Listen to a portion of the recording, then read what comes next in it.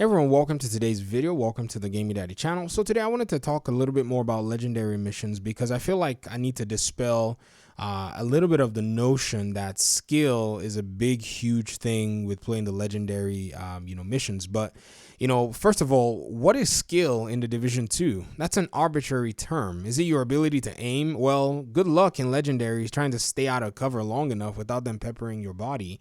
So what exactly does skill actually mean? To be very fair, maybe I don't know. And to be honest, I'm still trying to put my hand on what that even means. So when it comes to legendary missions, I think one of the really good things that developers are able to do is there are rules for every single piece of content in this game. If you're playing control points, there are rules you got to follow. When you take the control point, you run into it, then you defend the control point. You feel me? When you're doing a mission, depending on the difficulty, you make sure that you play in a very wise or specific way. Heroic, you only have one chance, you wipe, and all of that craziness. In legendary, there are things that you also have to know, but I don't think skill necessarily matters. Now, if you haven't even played legendaries, these things may even seem mystical because you've never necessarily touched the content. So how are you even supposed to, figure out or know what's going on? Well, this video, we're going to talk a little bit about it. Now, I've done different legendary guides. When the Division 2's legendary missions dropped, I was on it talking about legendaries, what I felt was useful or necessary. But those videos are outdated. So if anybody sees those videos, just ignore them. Those videos, basically, things have changed a lot in the division since then. And so the very first thing that I would say as an agent is make sure that you are doing your best to stay alive. You see, now you're probably wondering, right? I didn't tell you go put on this build or go do this or whatever. That's because builds are actually not even secondary. I think they're more tertiary. I think they're on the back end when it comes to understanding exactly how to actually play this game. Staying alive is a big deal, which means the positions that you actually place yourself are very important when you're actually running through the content. If you notice, this is one of the very huge standard places to play this particular room when you're playing District Union Arena. The reason we come up here is because you get basically the drop on all of the enemy and AI that is pretty much on the other floors, and you're staying on the top floor. So it's very difficult and challenging for them to reach you without you seeing them. So that's one of the advantages that you have here. And so knowing things like that is very important. We're doing this also because there's a lot of cover. We want to live, we want to stay alive. And so it provides a lot of room. If you look at the columns, if you look at the gear, now sometimes enemy NPCs will be stupid enough to come up here, but you also have to be very, aware of that as well. If you notice, one of them just walked up here and, he got a little taste of that fire. So good for him. He's basically been added to my, I would say enemy kill numbers. If you you actually see those stats here on PC. I don't know if you see it on PlayStation 5. Now, another really important thing is knowing spawn points. If you notice, all I'm doing is waiting for that spawn point to be active. I have my crossbow out. I'm not even paying attention to the other 2 or 3 enemies. I'm letting my teammates kind of, deal with that. But I really wanted to plant a crossbow into that horde of enemies coming. Now, sometimes it could take a little longer to take on the other enemies, but one person has to basically keep their eyes on these spawn points. Why? The spawn points can basically disorient the enemies depending on what kind of status effect you apply on them, and can shake them a little bit. Look at that explosion. Stop the guy from basically shooting at us at crazy amounts of, I would say RPM.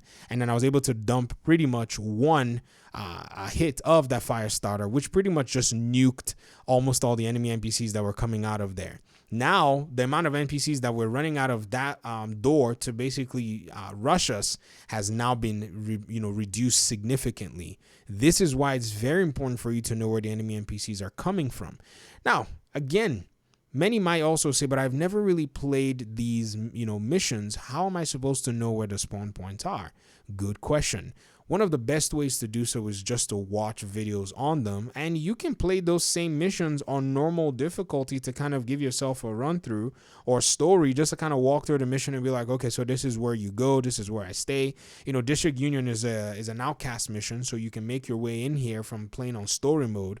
And this room is also kind of a very nice arena. It's kind of one of those nice encounters that are designed by level and game designers to challenge the players. So this is where I say it has one of the most difficult encounters that you're going to find. I said one of the not the, but if you guys do it right, you can pretty much just wipe it out in a very short period of time. Now we make it look really easy here, but sometimes it doesn't go as planned. I have to say, these shotgunners, when they're running, some days they might be running like they're on, I would say, what's the name of the energy drink, Red Bull or whatever it is, and sometimes they evade all of your tactics, and you still have to compensate in a very interesting way.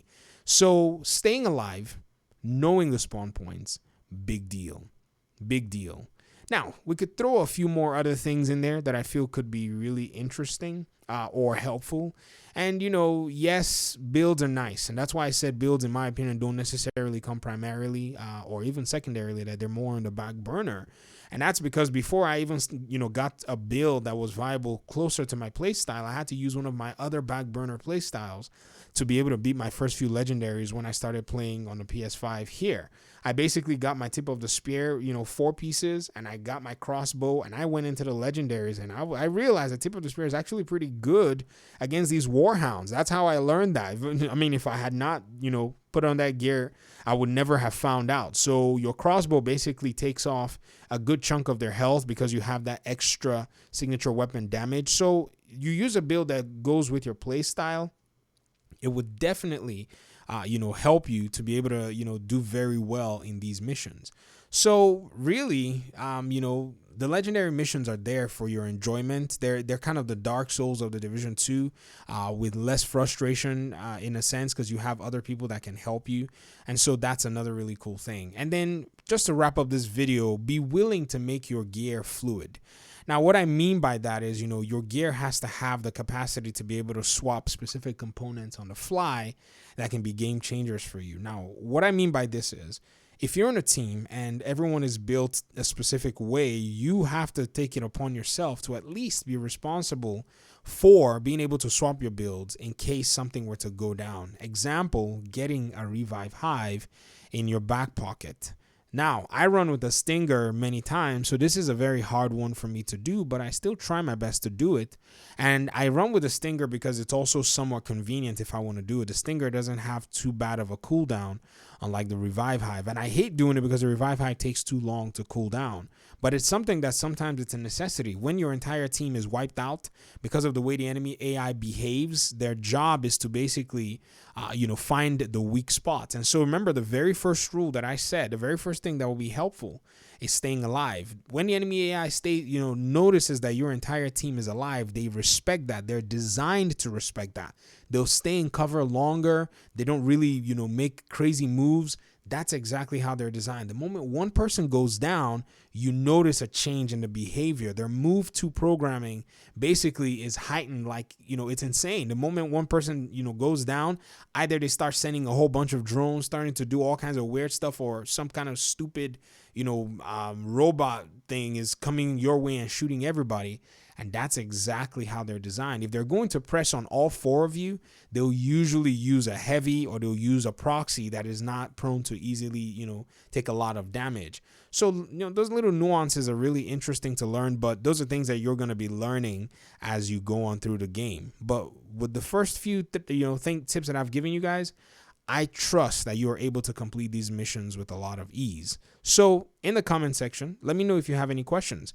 There are veterans also in this community who beat legendaries, like it's a piece of cake. I'm not even the best at it, honestly, but I enjoy playing it. So the more I play it, the more I kind of get a little bit more experience. I think my biggest challenge right now is, being a low level player on PS5, just understanding that, I don't know everything because I've beaten so many.